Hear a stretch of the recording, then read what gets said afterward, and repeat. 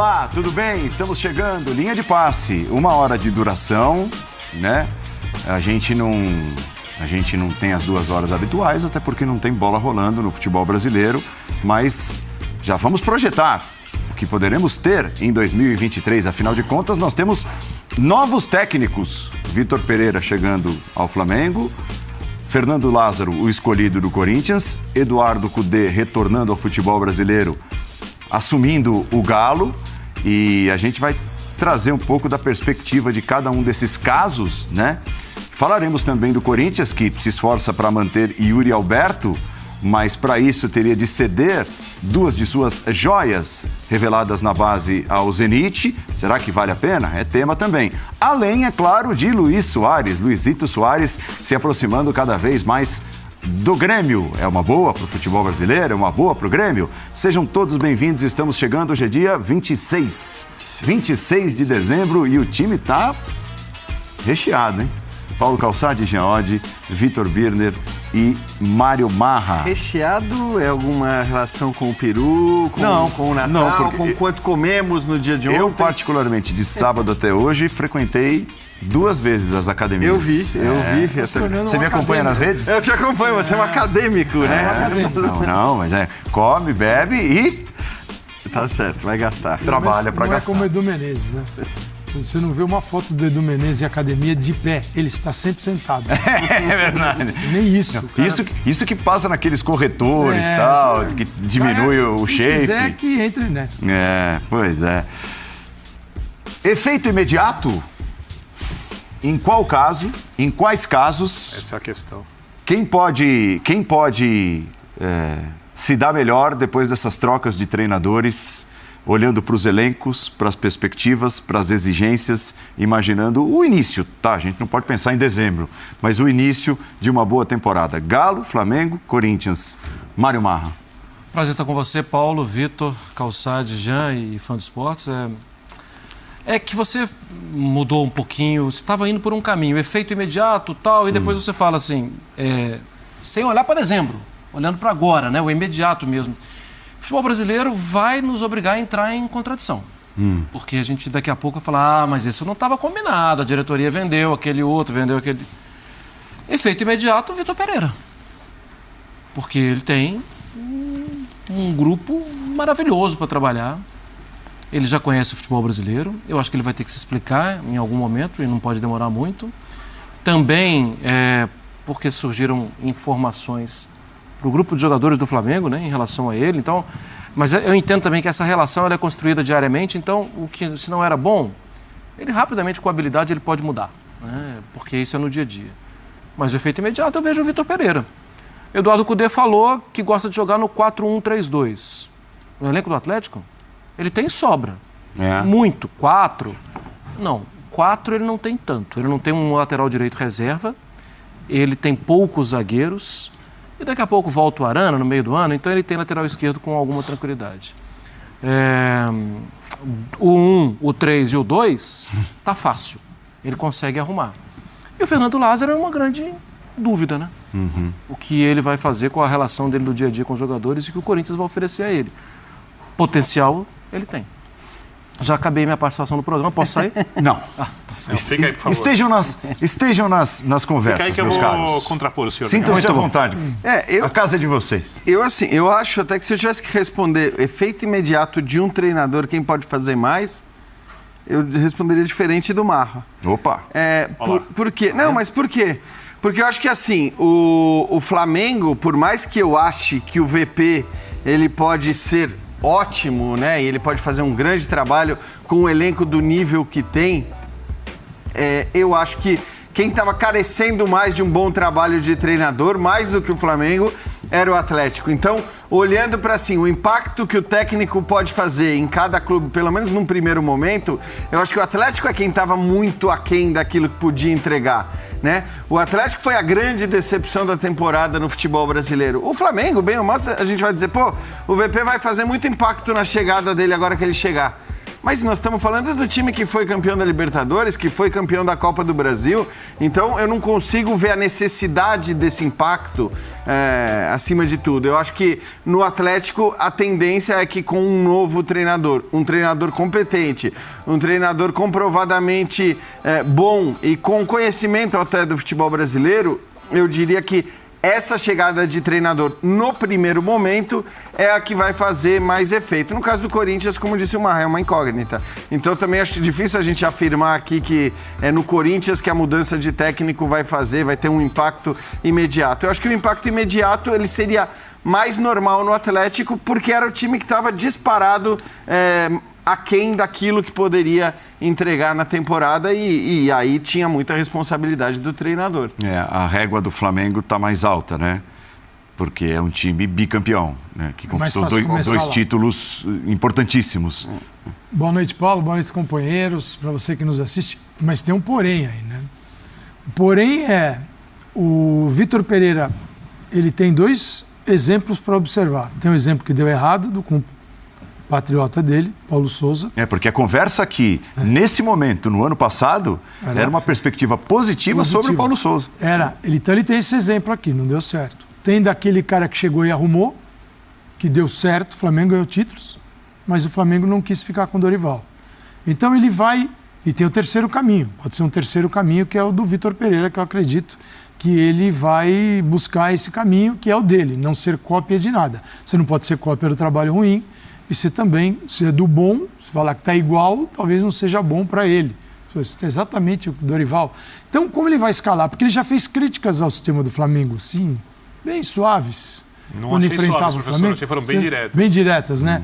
Do losango, sem a bola, como é que marca, tal, um time que ele gosta que pressione, se esse time tem condição de pressionar. Então, é preciso observar e ver qual vai ser o trabalho dele. Em que sentido ele vai?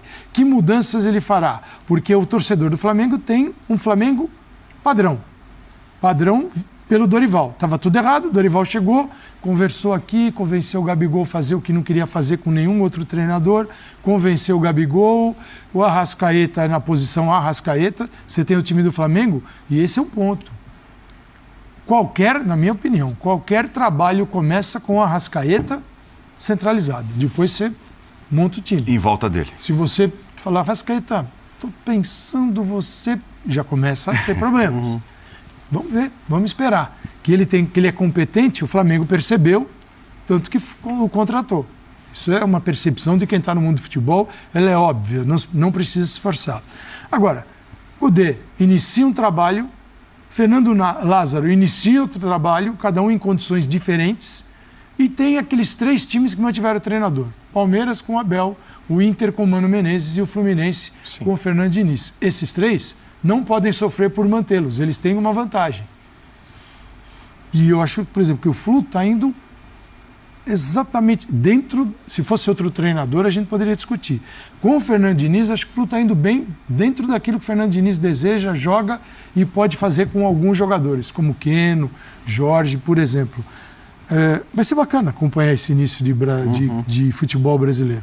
Pena que em campeonatos que às vezes complica um pouco a vida de todo mundo e a nossa também, né? Porque as referências não são as melhores, né?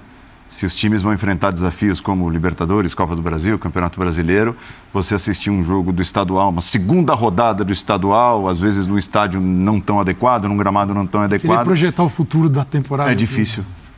Não é, seu Vitor? Boa noite ao senhor Paulo. Boa noite ao Marra, ao Jean, professor Calçade, aos fãs do esporte. Eu acho que, no final das contas, a missão de todo técnico é ser campeão. Porém, quando a gente olha as equipes, a gente precisa entender como. Eu vou lembrar do Abel, no Palmeiras. O Abel, uma das grandes vantagens que ele teve foi conseguir organizar a equipe rapidamente, para ser campeã.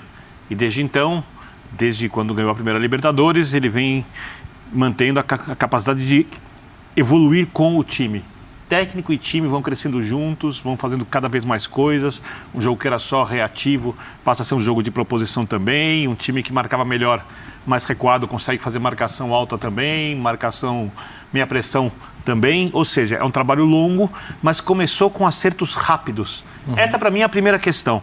O Atlético com o Cudê, se os jogadores entenderem o trabalho do técnico, e é papel do técnico também fazer que os jogadores o entendam, para mim não existe a menor chance do Atlético ter um time desorganizado.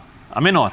O Atlético contratou um senhor técnico. Como disse o Marra, tem os jogadores para fazerem os 3-2 da pressão que o Cudê gosta, do jogo de abafa. E como a Copa do Mundo adiantou o final dos campeonatos nacionais e a volta dos clubes, o Atlético ganhou um tempo que quem jogava os jogos antes da fase de grupos da Libertadores, jogos perigosos por falta de tempo de preparação, não tinha esse tempo, agora vai ter.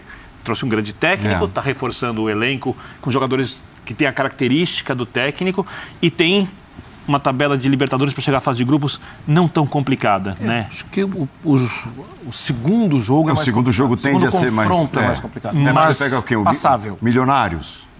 Possivelmente. Ou o Católico do Equador. E com o Atlético já com algum tempo de preparação, uns 2 meses pelo menos, com o técnico jogando com um time melhor que o time do Milionários individualmente. Ou seja, acho que a situação do Atlético é boa. A do Corinthians é a maior dúvida, porque o treinador é um cara querido pelos jogadores. Senão a diretoria não teria escolhido o Fernando Lázaro porque ele está lá dentro. Só que uma coisa, não estou falando que ele não vai continuar, mas uma coisa é você ser querido como auxiliar, outra coisa é quando você tem que tomar decisões de quem joga aqui, quem joga ali, quem sai nos principais jogos. De repente, como que eles têm um elenco um pouco mais envelhecido, num jogo grande, alguém quer jogar, mas não está pronto para jogar naquele momento, ele opta por um outro jogador. E isso pode começar a gerar situações ali que o treinador tem que administrar pessoas, como eu falei que o D tem. A missão do Vitor Pereira, para mim, ela é a mais curiosa de todas. É, no lugar dos técnicos, a mais interessante, a mais desafiadora, porque ela é a que oferece mais possibilidades. Porque o Flamengo ganhou o campeonato jogando no 4-3-1-2 ali, que o Vitor Pereira mesmo criticou, falando dos espaços pelos lados, e que ele usou muito bem na final da Copa do Brasil, como o Rogério usou na semifinal da Copa do Brasil. E eu tenho certeza que aquele jogo foi decisivo para a direção do Flamengo tomar a decisão de contratar o Vitor Pereira. Tenho absoluta certeza. Esse teve um segundo. Os dois, taticamente. O primeiro tempo da final da Libertadores. Também. E taticamente, os times usaram esse lado de campo. Então esse 4-3-1-2, que era uma coisa que o Dorival precisava manter, porque ele pegou o time andando e começou a dar certo. E ele era não teve o que tempo de era trabalhar. Possível fazer. E ele não jogava assim nas outras equipes. Vale lembrar, no São Paulo jogou 4-1-4-1, no Santos 4-2-3-1, ou seja, não é uma doutrina, uma coisa tipo 4-1-3-2 que o Cudê costuma usar desde o tempo do Rosário Central. Era o possível. Porém, foi um diagnóstico rápido dele e que funcionou. Porém, para você mexer nesse 4-3-1-2, que tem que mexer, pelo elenco tem que mexer. Ele pode ser uma opção para alguns jogos, para circunstâncias, não precisa ser o esquema. Você precisa mexer com jogadores sagrados. Porque 1, 2, Gabigol, lado direito. Não dá para tirar o Gabigol. Arrascaeta, concordo com o professor Calçade. Não tem como não jogar. Pedro é um artilheiro. Com esses 3 jogadores, ou alguém volta para recompor pelo lado, teoricamente é o Gabigol, só que você mata o Gabigol na movimentação longa, ou dificulta, matar é um termo exagerado, dificulta para o Gabigol, você deixa o Vidal o tempo inteiro no banco, você deixa o Everton Cebolinha o tempo inteiro no banco, o Bruno Henrique volta, também fica no banco, e você tem um senhor elenco. O treinador tem o desafio de tirar coletivamente, administrar esse time, que se jogar o que pode, essa é a grande questão, vai ser de longe o melhor time da América do Sul. E que é do time que gosta de trocar. E que sabe que precisa. Mas então, tem que administrar as todo pessoas. Todo mundo vai jogar. E assim, precisa convencer os caras. E ele tem um modelo de administração de elenco, por tudo que a gente já ouviu, que é exatamente o oposto do que foi o jeito vencedor do Dorival Júnior. Sentado mais ou menos nesse set aqui de gravação, eu estava na entrevista do Bola da Vez com o Fábio Santos, que é um cara absolutamente experiente, que conhece vários tipos de treinadores, e ele dizia aqui pra gente, ele não comunica nada. Ele toma as decisões dele e não pergunta. Poxa, Fábio, mas você... ele não pergunta para você se você está em condições, se você... Você é um pilar do elenco, se você está em boas condições, se gostaria de participar de tal jogo. Não, a gente fica sabendo, todo mundo fica sabendo, 1 hora antes da bola rolar, na pré-eleição. Um pouquinho antes. Né? E é bom que se diga, né, Paulo? Sempre ou durante muito tempo com decisões surpreendentes. A gente não conseguia entender direito qual era o critério dele para escolher um time titular num jogo, reserva. Eu me lembro que teve uma época ali que você tinha os jogos do Corinthians, todos importantes, um na sequência do outro. Você tinha um clássico com o Palmeiras, você tinha ali para frente jogos contra o Boca Juniors pela fase de grupos. E a gente ficou aqui, todo mundo quebrando a cabeça e tentando entender. Bom, ele Essa sequência vai ser assim. Isso. Então o que ele vai fazer? Ele vai fazer de trás para frente, ele vai olhar para o jogo contra o Boca e ali ele vai pôr esse time aqui, dali para trás, e não foi nada disso. Então, muitas vezes ele surpreendia nas escolhas, a gente nem conseguia entender direito. Depois, claro, a gente compreendeu que a prioridade dele passou a ser uma prioridade física, uma prioridade de ter um time com condições de fazer o tipo de jogo mais próximo daquele que ele desejava, né? Ainda que não pudesse ser exatamente o que ele desejava. Eu acho que nesse aspecto, no Flamengo, talvez ele tenha que se preocupar menos com isso. Ele vai ter muita gente à disposição, muita gente fisicamente bem. Claro que você tem jogadores que vão precisar ser dosados pela idade que tem. Se ele entender que ou joga Pedro ou joga Gabigol. Então, ele criou pode ser que ele entenda isso. Mas aí eu acho que o campo, se te der os resultados... Os dois juntos? Não, um ou outro. Se o campo der resultados, eu acho que o elenco abraça e a torcida também. Porque se começar a dar errado, por isso que eu falei do Abel. Flamengo coisa tem, rápida. Flamengo, vou falar do Arrascaeta, o Flamengo tem um jogador que é vital para manter uma ideia de jogo, que é o Arrascaeta. Ela se modifica com o Pedro, com o Gabigol, são diferentes, se tiver um ou outro. Mas o Arrascaeta, você não tem um jogador no Flamengo para fazer o papel de meia. Tanto que o Flamengo falava em contratar um meia para você ter esse jogador nesta função, porque não dá para tirar o Arrascaeta, tirar tudo dele, todos os jogos do ano. Então você mantém o formato, tem um meia que substitui o Arrascaeta. Não existe. O Flamengo, se não contratar, pode ter dois formatos. Então, mas, Calçadinho, eu acho que ele é um técnico que dá a impressão de poder... variar muito o time de acordo com o adversário. Embora no Corinthians ele não fizesse tanto isso, porque, na verdade, ele fez muito isso, mas ele fez até o momento que a gente conseguiu vislumbrar, e ele também conseguiu vislumbrar, bom, beleza, esse é meu 11 titular. Exato. Ele acabou chegando ao 11 titular. Acho que esse é um ponto. Ele chegou ao 11 titular, mas para chegar lá, ele levou um tempo. A questão é que no Flamengo, se ele quiser... Ele pode se dar o luxo de dizer, não, pera lá, esse jogo é assim e eu vou ter esses caras. Esse é assado, eu vou usar outros caras. Ele me parece um técnico que tende a fazer isso mais do que o próprio Dorival fazia, porque o Dorival não fazia. Ele tinha muito claro o time 1 e o time 2, né, que ficou Mas tem um bem ponto caracterizado. Aí, tem um ponto aí que não pode escapar da nossa conversa. Ele chegou no Corinthians... tendo que dar um resultado muito rápido e sem entender o que estava acontecendo. Ele vai ter pré-temporada. Verdade. Ele vai passar um tempo trabalhando diariamente com os jogadores. E em relação ao elenco, que é um elenco recheado de jogadores vencedores, o elenco do Flamengo respondeu bem a todas as mudanças e algumas esquisitices do Paulo Souza durante um bom tempo. Até que chegou uma hora que falou, esgotou, gente. Mas respondeu bem em que sentido? O Everton Ribeiro aceitou a jogada do lado errado, e ainda que isso tivesse custado para ele... Mas não rendia, né? Sim, mas aceitaram. Os caras... sim, tentaram ajudar. Respondeu bem. Não Os caras sei Mas assim, eu acho que os caras tentaram ajudar. Você diz. O Gabigol deu uma entrevista ainda no início do ano, falando, olha, eu tô aprendendo mais com o Paulo Souza em relação à movimentação. Isso pode me fazer bem. Gente, o Gabigol falou isso. Então, acho que vai passar muito pelo tempo de pré-temporada e a habilidade do Vitor com os jogadores. Se ele não tiver habilidade, e aí pode pesar contra ele o fato dele não falar, mas eu acho que também aí o Flamengo já sabe disso, né? Tem dois pontos. Então, o Flamengo tem que intervir nisso, né, Mas Marra? ele tem que se adaptar a isso também. Chegar no diretor do Flamengo e falar, exato. Vitor, aqui... Mas ele precisa ser mais de alertado. comunicação, faz parte. Assim, é um elenco mais pesado, e não que o Corinthians não fosse, né? Você tinha... E houve, num determinado momento, um rumor ali de séria insatisfação de parte do elenco do Corinthians em relação ao Vitor Pereira. Então, assim... Foi um ponto, até que ponto isso prejudicou o trabalho dele ou não, a gente não sabe. Mas se essa é uma questão, se os jogadores estão acostumados com o time... E eu não estou dizendo que vai fazer tudo que os jogadores querem, né? Vai ser completamente conivente ao desejo das estrelas. Não é nada disso.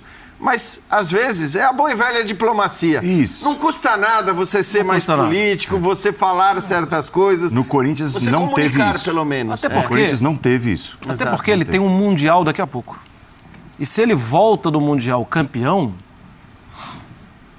Não, aí... O Mundial Aí- acho que o Mundial é o ponto que se volta, você não pode nenhum ruído interno será justificado se você voltar campeão. Se você não voltar campeão, às vezes os ruídos aumentam. Depende do que acontecer no campeonato também. Acho que ele tem bem uma diferença enorme em relação ao Corinthians, que é, no Flamengo ele pode fazer escolhas. No Corinthians as escolhas estavam condicionadas Limite. a uma série de coisas. Limites, idade, condição física. Em geral, limites condição- físicos, tudo. Mas E de número também. não tinha muita claro. escolha ali, era o que dava para fazer. E tem um outro lado, que é os jogadores do Flamengo. Você citou o Paulo Souza, chegou uma hora que o Paulo Souza encheu. E o Paulo Souza foi. Aí veio o Dorival, que cantou todo mundo. Isso é um aspecto positivo. Você soube Sem dúvida. conversar com um elenco, Ainda mais num elenco assim. grande. E convencer jogador importante como o Gabigol a fazer algo talvez que ele não estivesse disposto. E ele saiu da temporada convencido de que ele foi melhor fazendo aquilo que ele não estava afim. Pô, isso é um trabalho dificílimo. De quebra fez o gol da final da Libertadores. Isso. Aí você tem um treinador que não, Só isso. que não é um cara muito Entre afeito aspas, a óbvio. dar satisfação. Então, este elenco que saiu de um estilo para outro que ele adorou, precisa ver como ele vai se dar com esse outro novo estilo. Então, sim, são coisas muito delicadas, mas o Flamengo é um time gigantesco. Aí não tem que ter só treinador, tem que ter diretoria. E sobre diretoria, aí reside o problema do Cudê. Por quê? Porque o Turco foi um alvo fácil. O Cuca foi um alvo fácil. E eu não estou falando que os trabalhos foram bons. A questão para mim é a diretoria do Atlético, com o Cudê, primeiro precisa de um lateral reserva e precisa de mais zagueiros. Tirando isso, está tudo bem. Mas a diretoria não pode fazer o que fez com o Turco na temporada passada.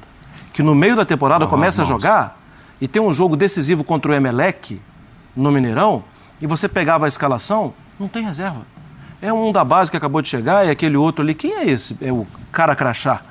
E isso era um jogo eliminatório de oitavas de final de Libertadores. Se a diretoria do Atlético tiver o mesmo comportamento... Quer exemplos? Então vamos lá.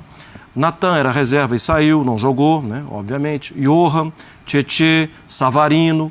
De uma hora para outra, Savinho. Esses jogadores que não eram titulares, mas eram jogadores que entravam para dar um descanso para os titulares, o Turco não tinha mais nenhum. Mas você acha que a Teve inauguração muita do lesão estádio, também, a inauguração né? do estádio vai ajudar? Porque a diretoria vai entender que precisa ter um time mais forte, que tem ali um projeto de ter um time competitivo, lotar o estádio o tempo inteiro, começar a arrecadar mais, pensando no futuro mesmo, que gere ainda mais prejuízo para o clube que está cheio de prejuízo financeiro. Eu acho, Tá. mas não aposto. Na prática, Eu acho que Mas ela vai acho que fazer isso já começou. Contratação do Cudê, se não só Tem razão. o Cudê, veio o Paulinho, né? isso. A conversa de que esse ano não ia ter nada, que ia ser um ano mais são pesados. pobre, né, para o Atlético, assim, em relação às contratações, tudo que gastou. O Paulinho é uma baita Bruno Fux, contratação. Edenilson. Edenilson, É o 4-1-3, ele é o da direita. Não é Pra que o mim, time não se mexeu. Para mim, a questão aí é o Paulinho. O Paulinho vai ser o 2, um atacante do lado do Hulk, ou ele vai ser um dos 3 meias pelo lado esquerdo?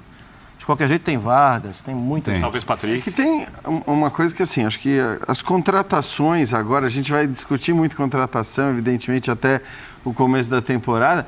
E que não adianta olhar para o Flamengo como régua, como meta, como, né? Você não vai formar um elenco igual ao elenco do Flamengo.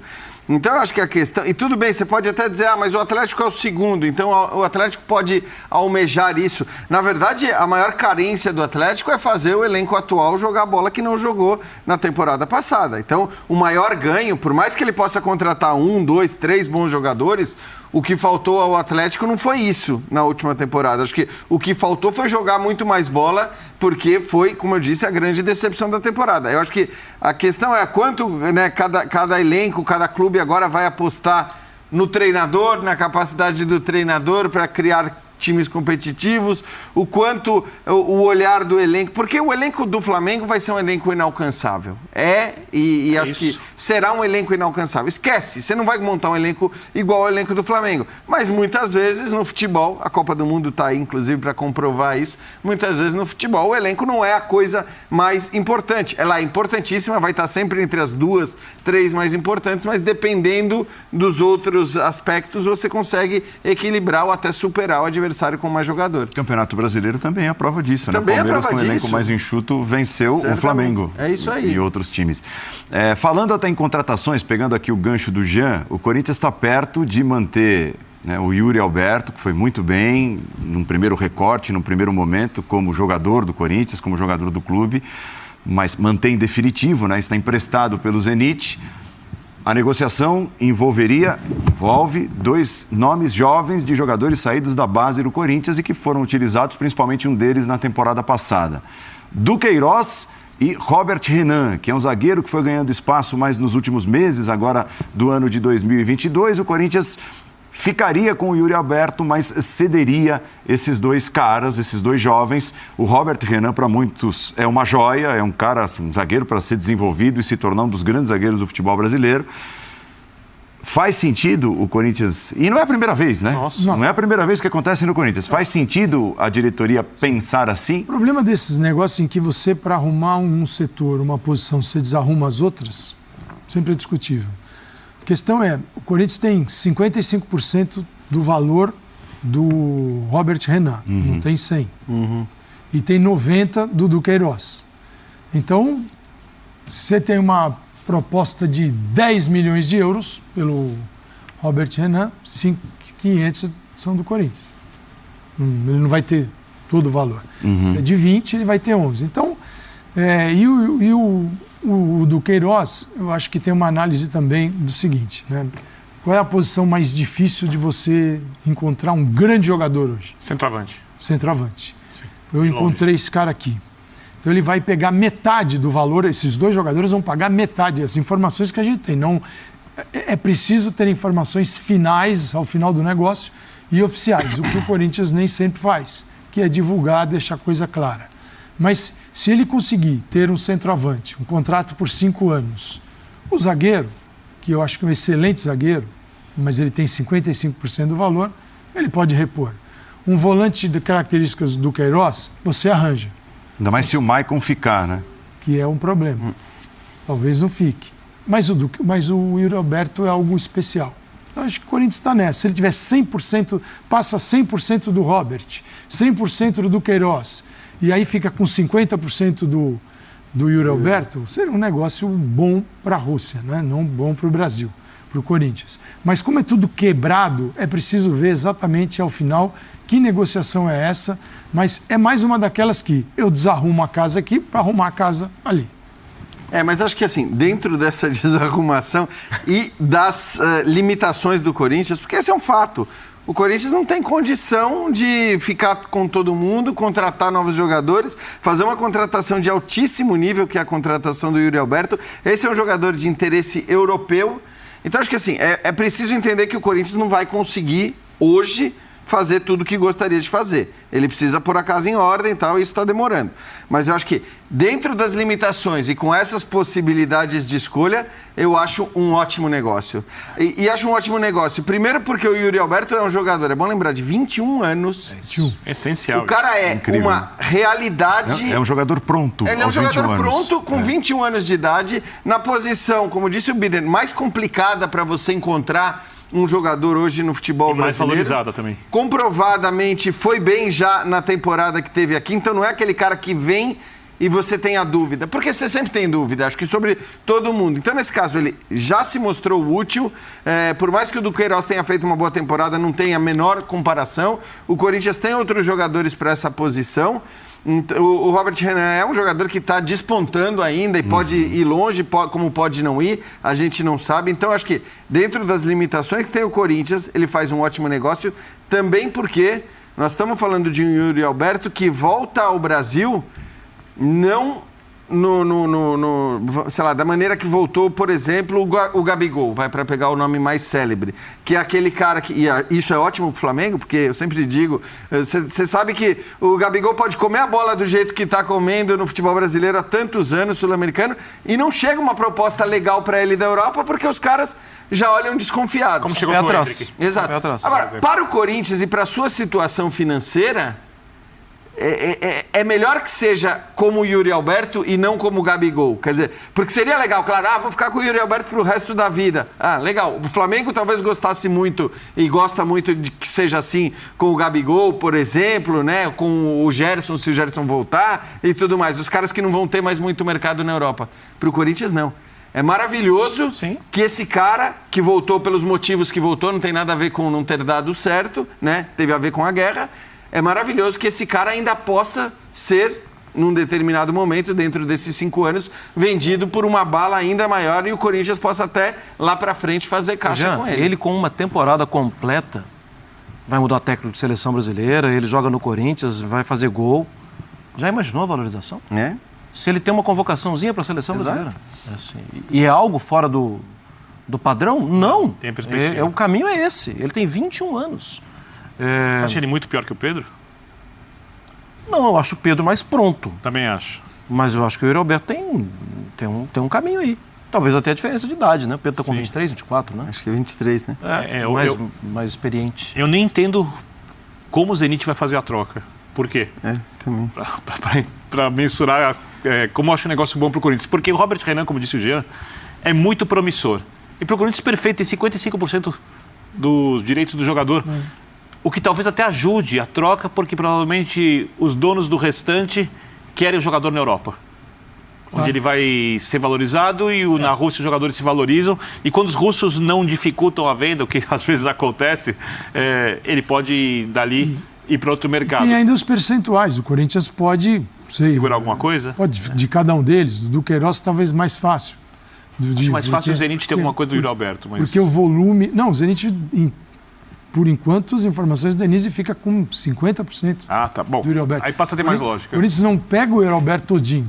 O que ele pode é o seguinte, ficar com 10, 15, 20 do Queiroz, 5, 10 do Robert Renan, pega 50 do Yuri Alberto, e assim vai fazendo os negócios. É que o Yuri Alberto pode render muito. Claro, mesmo 50%. Ele arrebentando, o centroavante, você vende por 40 milhões de euros. Se o Corinthians nunca vendeu um jogador assim, poderia. Aí ele ficaria com 20. Se ele tem Bidner, só para te dar informação, porque eu acho que no fim é uma bela diferença. Eu confesso que eu não tinha isso. O Yuri Alberto vai fazer 22 anos em março agora. Então tá para fazer 22, ok. Mas o Pedro ele vai fazer em junho 26 anos. Nossa, achei que era mais jovem. Eu também. Tinha certeza que era mais jovem. Acho que ele ficou muito tempo sem jogar. O tempo de Europa do Pedro tá chegando no fim. O tempo de Europa do Yuri Alberto ainda está aberto. E tem também 25, a necessidade de você ter alternativas para o momento, né? O Corinthians e o futebol brasileiro de maneira geral, a maioria dos clubes, muitos clubes, eles não podem se dar ao luxo de assim, então eu vou ficar aqui com o Robert Renan mais 4 anos. Você imagina esse moleque daqui 4 anos. Ele não vai ficar. Não vai fazer. Com 55 O Corinthians precisa de um centroavante que resolva o problema dele esse ano. Né? Então as coisas resolveu aqui... na temporada passada. Pois é, e as coisas aqui são assim. E o do Queiroz, por mais que ele tenha subido alguns degraus, e isso é muito interessante, porque o jogador vai sendo testado, vai melhorando, melhorando. Você olha o do Queiroz, jogador útil, que a gente elogia, fez um belo campeonato brasileiro, mas você não vê um jogador de uma técnica que você fala assim, opa, esse cara vai despontar no futebol mundial. Ele pode até conseguir. Às vezes acontece, o cara trabalha muito, vai melhorando quando vai sendo testado no nível mais alto, mas não é esse jogador. O Yuri Alberto é esse jogador, com uma técnica especial. É um jogador capaz de fazer, por exemplo, aquela jogada Copa do Brasil, do gol do Renato Augusto, que ele domina a bola e coloca do lado. Pelo amor de Deus, aquilo é um jogador especial, faz aquilo. E como vocês falaram, ainda vai fazer 22 anos. Voltou para a Europa, quando o mercado olhar, fala, não voltou para a Europa porque não conseguia jogar ou porque tinha dificuldade. Não, voltou na Europa por causa de um conflito internacional. E tem um ponto positivo aí, que são 2 jogadores que o Corinthians fez na base. Então mostra também que o custo disso, não são jogadores que ele contratou, ele fez na base e poderia fazer até mais. São jogadores que acabam gerando recursos. Nesse caso, se pega metade e ele está avaliado em 25 milhões de euros, são 12 milhões e meio. Né? Mas tinha proposta pelo Du, proposta pelo Robert Renan, isso é o concreto. Se o negócio sair, o concreto é isso aí. É uma negociação para ficar com o centroavante. Agora, ele vai ter que se mexer. Ele fica com o Bruno Mendes para a zaga, Gil, Balbuena, o Raul Gustavo tinha nome envolvido no interesse. Cruzeiro. Então, E o meio de campo tem o Paulinho, que começou a pré-temporada e ele não foi para a bola. Ele estava ali ainda na recuperação. O Maicon não é uma certeza, é uma dificuldade grande. Mas seria muito bom se ficasse. Então, Fausto Vera, Renato Augusto não é um jogador de todos os momentos. Bastante. Nem Juliano. Ou seja, precisa rejuvenescer também o time para aguentar o calendário. Mas você citou vários nomes, né? Agora tenta elencar, ainda que com seus problemas, com dúvidas e tal, agora tenta elencar os centroavantes. Acho que essa é a questão. No país, Jean. Roger Guedes. No país. Eu acho que o único centroavante que você pode comparar é melhor que o Roberto nesse momento é o Pedro. Não conta o Hulk como centroavante. Tá? Conta o Hulk como jogador. Não tem. É um atacante. Não tem, por exemplo, o Palmeiras chegou a fazer uma investida tempos atrás no Roberto ou não? Acho uns que 2 teve anos atrás, um ano e meio atrás, uma sondagem, alguma coisa assim. Antes dele ir para o Zenit. Acho que o Palmeiras tentou com o Internacional, mas era... É um jogador com essa característica. E 21 Palmeiras, anos de novo. E o Palmeiras, por causa da situação financeira estável, por isso torcedor do Palmeiras, por ser um time pronto, não tem um centroavante desse nível com essa característica. Né? Tem outros jogadores que podem atuar ali, mas desse nível, com essa característica, não tem. Ou seja, é um jogador raríssimo no futebol brasileiro. Qual que está o valor dele hoje? Não, Perto de 21 milhões. O Zenit pagou 25. 25. E não houve o preço não foi fixado quando o Corinthians mandou o Mantuan e o Ivan, o goleiro. Então ficou aberto. Mas tem o valor de partida que é o que eles pagaram. 4 milhões, se quiser ficar, 4 milhões no goleiro, 10 no Mantuan. Reais? De euros. Euros. Se quiser ficar o Zenit. Esses foram ali com o valor fixado. E num nível mais baixo, mas o Mantuan ajuda também. Se voltar. Ele fala do rejuvenescimento do elenco. Até porque é o seguinte, cara, você não tem hoje, o jogador liberado tem o Romero, o Mosquito volta lá na frente e o Watson e o Roger Guedes. Esse é o Corinthians. Sim. Fora isso, tem que ir lá na base e falar, venha. Tem que pegar os moleques. O Gakpo não vai dar para tentar a contratação. Já foi o Liverpool agora há pouco. Deixa eu ver se tu falta. Vamos ao intervalo. Paulo Andrade não gostou de você. Falaremos de um peso pesado. Luiz Soares, centroavante, chegando ao Grêmio. Tá perto o acerto. No próximo bloco. Não.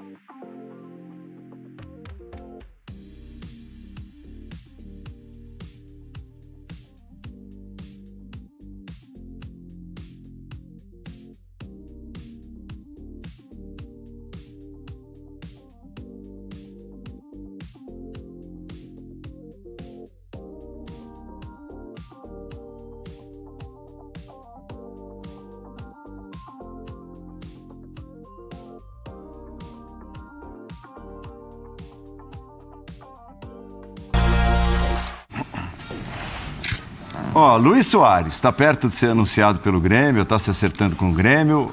Luís Soares, nas últimas temporadas, atuando por Atlético de Madrid e Nacional, ali o número de jogos, né? Temporada 21-22, depois bem menos jogos no Nacional. 26 como titular de 45 do Atlético de Madrid, 14 de 16 no Nacional. Foram 13 gols marcados em 45 jogos no Atlético de Madrid, 8 gols marcados em 16 jogos no Nacional, no bolso, e mais ali as 2 assistências na Espanha e uma assistência no Uruguai. É lógico assim, vale como a comparação para a gente tentar entender a quantas anda a fase do Soares. Queda de rendimento normal pela parte física. Não, então, mas só porque eu acho que esse gráfico, ele passa uma impressão equivocada. Você está cornetando o gráfico? Não, é que ele passa, parece que tava muito bem aqui e depois caiu no Nacional. Tava bem aqui e caiu... Não é muito, isso. Muito pelo contrário. Muito pelo contrário. A média dos feitos no Nacional, ela é até melhor. Eu acho que para isso serve, principalmente o gráfico. Exato. Porque não se compara o futebol brasileiro com o Uruguai hoje. São períodos diferentes, muito diferentes. E assim, e a qualidade técnica, o que os clubes brasileiros podem trazer, a dificuldade que ele vai encontrar aqui. Mas ali dá pra gente entender que num nível de menos exigência, ele está funcionando bem. Ele tem um gol a cada 2 jogos ali. Aí o Mário Marca vai ter que me falar sobre expectativa bem cuidado, né? É isso. É um jogador especial. É um jogador que ele tem pouquíssima dificuldade na área. O primeiro jogo dele na Copa do Mundo foi assustador. O último jogo foi espetacular, assustador positivo. Um caçador em campo, querendo a bola. Mas o futebol brasileiro tem um calendário que ele não está acostumado. E na idade dele, fala para o Soares. Soares, não é para você apertar a saída de bola, não. Mas você que tem que falar isso de 5 em 5 minutos, porque ele vai apertar, ele quer, ele está acostumado, ele gosta de fazer isso. O Atlético de Madrid fez menos.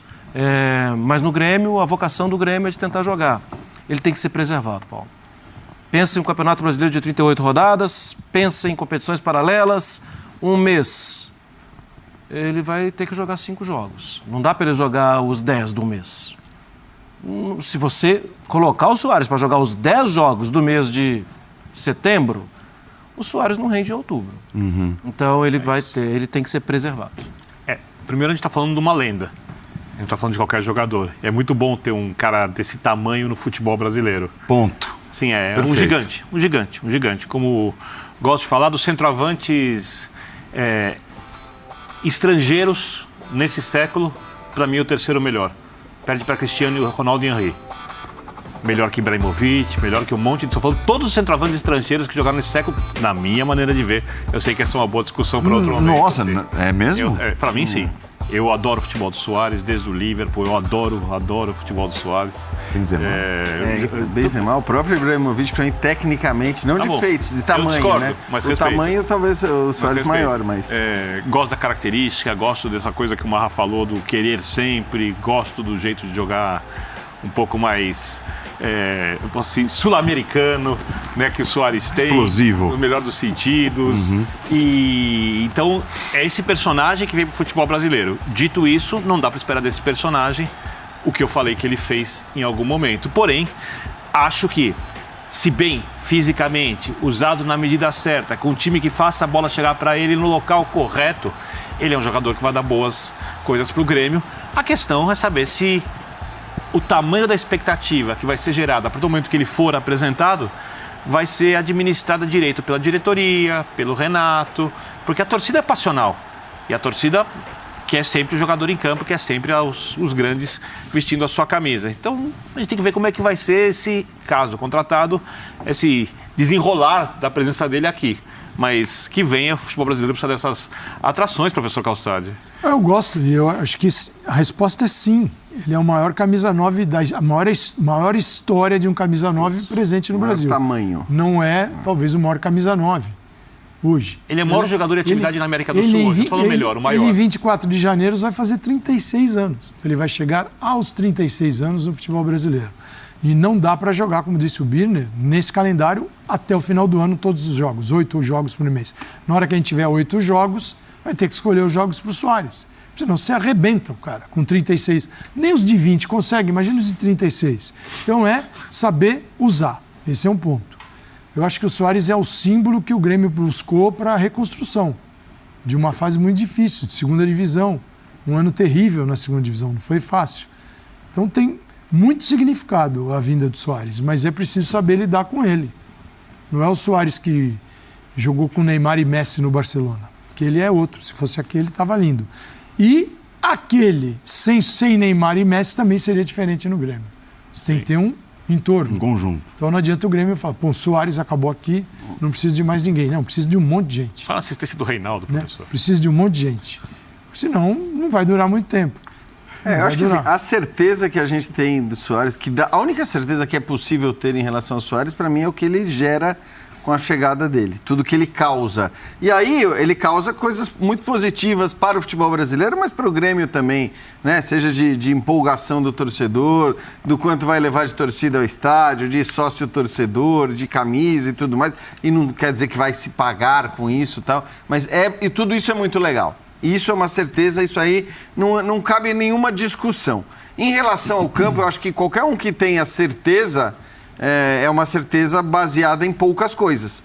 Porque não dá para ter certeza de nada num jogador que teve uma queda de rendimento muito grande, né? Não estou falando da vinda para o Nacional, mas a última temporada no Atlético foi já de uma queda de rendimento considerável. Não fosse assim, provavelmente ele não sairia, inclusive, do Atlético de Madrid já direto para o futebol uruguaio. Ele poderia ter outros caminhos, outros destinos por lá. Eu acho que a gente, né, o que a gente viu não é suficiente. A própria Copa, para mim, o primeiro jogo foi terrível, de fato. O último jogo foi bom, mas aí é isso. Você está falando de uma Copa do Mundo, num ambiente muito especial, num contexto, num desejo, numa gana, né? A gente viu o quanto ele chorava, o quanto ele sofria no banco de reservas à medida que o resultado não ia auxiliando ali o Uruguai para passar de fase. Então, é muito difícil, a gente está falando de um contexto diferente. Eu não consigo, por maior que ele seja, por melhor que ele tenha sido, eu não consigo afirmar, não, essa é a contratação certeira. É o cara que chega para dar certo. É claro que se a gente estivesse falando do Suárez de 3 anos atrás, aí era certeira. 3 aanos que não era já o melhor, mas era certeira. O Cavani, se viesse hoje, mesma coisa. Para mim era certeira. O Cavani, eu acho que hoje ele era certeiro. Fisicamente mais inteiro, né? Tá mais inteiro. O jogo, a escalação do Uruguai desse jogo terrível e a escalação do Uruguai de jogo bom é a primeira lição de casa para olhar para o Soares. Sim. É diferente. O jogo terrível é um time terrível. O Suárez vai precisar ajudar nisso, porque, como disse o Marra, o estilo de jogo dele pede o Suárez o tempo inteiro ali, em todas as bolas, brigando, e ele talvez não consiga mais fazer isso. Ele precisa aceitar e se adaptar, faz parte do grande. Já vou dar um exemplo de um jogador muito diferente, mas o Miller, por muito tempo, foi o jogador da arrancada, da explosão. Chegou o momento que o Luxemburgo olhou, não, esse cara pode ser um meia, um cara que joga ali pelo lado, sabe jogar de costas, tem outra característica. E passou a jogar muito, atuando de outro jeito, numa condição física muito melhor, inteligência. Né? O Suárez precisa, em algum momento, entender que os seus limites hoje e as suas possibilidades físicas são outras, e como ele usa a técnica, que certamente está mantida, a técnica apurada, dessa maneira diferente. Né? Quem sabe recebendo a bola, dando menos combate, recebendo a bola mais próximo do zagueiro, numa posição ali onde ele pode, no mano a mano, num curto espaço, resolver o jogo. E o Renato tem de propiciar isso. O Renato tem de propiciar isso, e o Grêmio teve na última temporada, ainda que, claro, na Série B é outro contexto, outra conjuntura, mas teve um Diego Souza jogando de uma maneira muito específica. Então, assim, eles podem se alternar no time do Grêmio, porque eu, de fato, não consigo imaginar hoje um time titular para jogar a Série A do Campeonato Brasileiro com o Suárez e Diego Souza. Pelo pouco que eles podem oferecer... Começando o jogo? Começando o jogo contra... tudo bem. Série A do Campeonato Brasileiro contra determinados times, ok. Mas se a gente pegar os 5, 6 melhores do Brasileiro, você começar com esses dois, eu acho só você mudar o Diego de posição. Então, mas é que hoje mesmo, o Diego, que foi um cara que já atuou em tantas posições, já atuou jogar com 2 atacantes só, Diego e Suárez aos seus lados, ou você vai no lateral subindo, 3-5-2. Não dá para... Não me parece viável, não. Tem ninguém para abastecer, até porque são 2 caras que precisam do abastecimento do lado do campo e não tem lado do campo. E tá bom, de repente a alternativa do Grêmio para o Soares estar poupado em alguns momentos, seja exatamente essa. Isso, né? Diego Soares. Talvez você já tenha uma solução no elenco que é a alternância entre dois. Porque quando você fala do Diego Souza, você não está falando do Yuri Alberto. que tem 22 anos, que vai fazer 22 anos. Você está falando de um jogador de não sei quantos anos tem o Diego, mas acho que tem 35, não é? Ele é um jogador já com uma idade também bastante avançada. E todo o discurso que o Marra aplicou para o Suárez, ele vale também para o Diego. Portanto, você ter dois desses... Aí tudo bem, você entra numa outra discussão que é a grana, quanto vai custar, porque estão falando de um salário que é um salário de altíssimo nível, mas também estão falando de um modelo de negócio para trazê-lo, que é um modelo que só seria aplicável ao Suárez, né? Porque é aquela coisa, muito do que se paga, ou de quem estaria disposto a pagar, só está disposto a pagar porque é o Suárez que chega fazendo um barulho absurdo. Então aí é compreensível. Para o torcedor do Grêmio, é certeza um negócio meio pesado, né? Mas eu não desconfio um único centímetro de que no final do ano alguém vai falar, que a gente vai ouvir a seguinte frase: Suárez veio aqui para pegar um dinheiro e descansar. Não é o perfil dele. Não é o perfil dele. É um trabalhador. A gente não vai falar isso. É quase uma... A sensação que eu tenho é que pode até, se o Suárez perceber que não está rendendo, ele chegar, abreviar, falar, gente, não vai rolar, tal, é decepcionante, eu apostei muito nisso, mas ele chegar e ficar descansando para ganhar um dinheiro no futebol brasileiro, aliás, é difícil não achar é a cara jogador dele. uruguaio com esse perfil, né? Até usando o exemplo de um uruguaio que não deu certo... Um uruguaio que não deu certo, não, mas nessa geração aqui... Essa não tem. Os caras são todos... Essa não tem. É faca nos dentes. Tipo Darwin Nunes. Mas para usar o exemplo de um cara que não deu certo e que meio que chegou à conclusão de, bom, beleza, então que é o Godin. Aliás, é só uma curiosidade, eu não sei porque eu tô meio por fora do mercado, depois fiquei focado em Copa do Mundo. Onde vai jogar o Daniel Alves, você já sabe? Continua no México? Não tem assim. A gente pode trazer esse tema para os próximos programas. Já é fã? Intervalo. Tem que reservar uma hora para Cara de pau. É uma cara de pau. Voltaremos em instantes para o encerramento do Linha de Passe.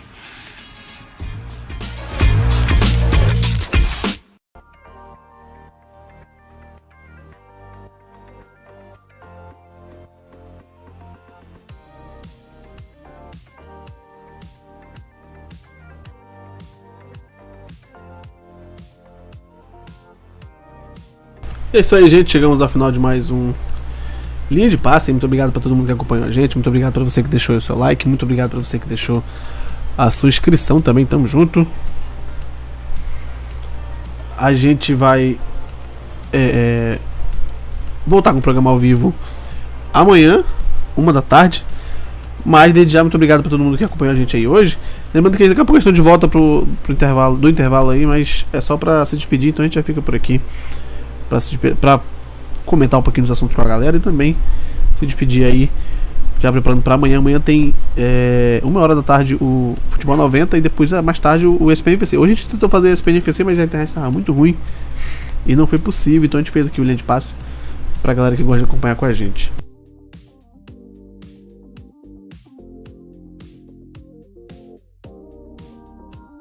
Falaram bastante aí sobre Flamengo e Atlético Mineiro, né, que estão com novos treinadores aí. O Flamengo acertou com o Vitor Pereira, o Atlético Mineiro acertou com o Kudê. E assim, a pergunta que eles fizeram no programa foi quem conseguiria extrair mais, né, do elenco. E assim, eu acho que se a pergunta é essa, friamente respondendo, muito provavelmente a resposta seria o Kudê, né? Mas assim, muito porque o elenco do Atlético é levemente inferior ao elenco do Flamengo, então muito provavelmente ele vai conseguir fazer muito mais com esse elenco do que o Vitor Pereira consegue fazer. Mas não dizendo que o Vitor Pereira vai fazer um trabalho ruim, até porque eu acho que vai dar um trabalho muito bom esse trabalho do Vitor Pereira com o Flamengo, porque eu acho que encaixa bem, né? São características parecidas aí o que o Vitor Pereira gosta de fazer com o que o elenco do Flamengo tem, mas também são características legais e parecidas o que o Kudê quer fazer com o que o Atlético Mineiro quer fazer, tem de elenco, né? Mas vamos ver como é que vai ser. Eu acho que pelo Atlético Mineiro ter um elenco um pouquinho inferior ao do Flamengo, talvez o Kudê consiga resultados mais expressivos por causa disso. Mas ali é muito parelho para mim. E com as contratações aí que o Atlético vem fazendo, e principalmente por ter o Kudê agora, que é um treinador que eu gosto bastante do trabalho, eu acho que o Atlético Mineiro vai conseguir sim dar uma apertada aí, né, em Flamengo e Palmeiras, que nos últimos anos dominaram o futebol brasileiro, né? Então vamos esperar para ver o que acontece esse ano. Eu acho, como já falei outras vezes aqui, que tende a ser um ano mais legal do que foi ano passado. Assim, eu esperava um pouco mais do Atlético Mineiro, obviamente, mas ainda assim, em termos de futebol, eu não achei que foi um ano passado, não, esse ano no caso, né? Não achei que foi um ano tão legal assim, não, mas talvez muito pelo que foi a temporada, né? O que foi o calendário foi muito mais apertado, teve muito mais jogos ali juntos, próximos um do outro, né? Pra quem jogou a temporada quase completa, aí, como o caso do Flamengo, o Corinthians também jogou bastante jogos. Isso atrapalhou, deve ter atrapalhado, né? De alguma forma ali, então, por isso atrapalhou aí o desempenho dos jogadores, atrapalhou fisicamente e tal. Então eu acho que esse ano dá pra fazer algo mais interessante. A temporada começou mais cedo, né? Os times vão se apresentando mais cedo. Muito time já se apresentou agora no final de ano. Então, muito provavelmente ali vai ter um período para os times que não vão priorizar tanto assim o Campeonato Carioca, como o Vasco, o Fluminense também já falaram que não vão priorizar tanto. O Botafogo, o Fluminense não, o Botafogo falou, né? O Vasco também. Talvez o Flamengo vá fazer isso também, né? Ali nos primeiros jogos. O Campeonato Paulista é um pouco diferente, porque os times tendem a ser um pouco mais fortes que o time do Campeonato Carioca, então eles costumam jogar desde o início. Mas de qualquer forma, com esses times fazendo uma pré-temporada um pouco maior, né? No caso de Vasco e Botafogo, que já anunciaram que não vão jogar o Campeonato Carioca com seus times principais no começo, principalmente, fica interessante aí, né? A gente ver como é que vai ser essa temporada aí. Ainda mais agora que tem tanto treinador estrangeiro quanto brasileiro, né, na Série A, né? São 10 treinadores estrangeiros e 10 treinadores nacionais aí na Série A. E isso é bem interessante pra gente acompanhar. Vamos ver como é que vai ser o trabalho do Vasco aí agora como SAF, né? E a continuação do trabalho também do Botafogo como SAF, né? E alguns times que vêm se preparando ainda mais, né? Tentando chegar um pouco mais perto aí dessa dupla Flamengo e Palmeiras aí. O Bahia, que tá chegando da Série B, fez algumas contratações interessantes, também já tem alguns investimentos aí, né, do que agora é o Bahia City, né? Tem também o Curitiba, que tem alguns jogadores, tá contratando alguns jogadores interessantes também, que eu acho interessante ver esse time do Curitiba para esse ano. Tem também o Vasco, que acabou de subir, né, claro. O Cruzeiro também, com o seu trabalho já continuado aí do ano passado, do Pesolano. Também tem o Grêmio agora contratando o Soares, né, como eles falaram bastante aí no programa, que gerou até um debate aqui no chat da galera. Mas assim, eu acho o Soares um dos melhores centroavantes que já teve aí no futebol mundial nos últimos anos.